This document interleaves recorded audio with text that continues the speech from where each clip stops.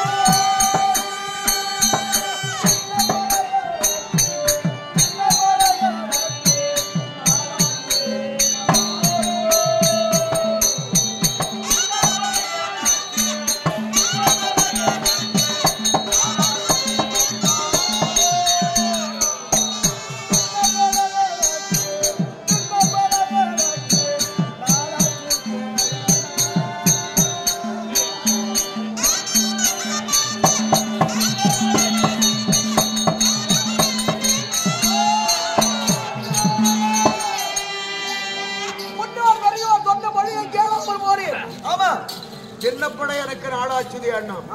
முன்னோரான கோட்டாச்சாரி, விட்பாச்சாரி, கிருபாச்சாரி, அஸ்வத்தாமா என்று சொல்லக்கூடிய பெரியோர்கள் எல்லாம் பகவானான கண்டவரால் தூது வந்தாச்சு. துரியோதனா, உனக்கும் பகவருக்கு காண்டவரான உனக்கும் பாண்டவருக்கு பகை வேண்டாம் வேண்டாம் வேண்டாம் வேண்டாம் வேண்டாம் வேண்டாம் என்று தெரிவித்தார்கள்.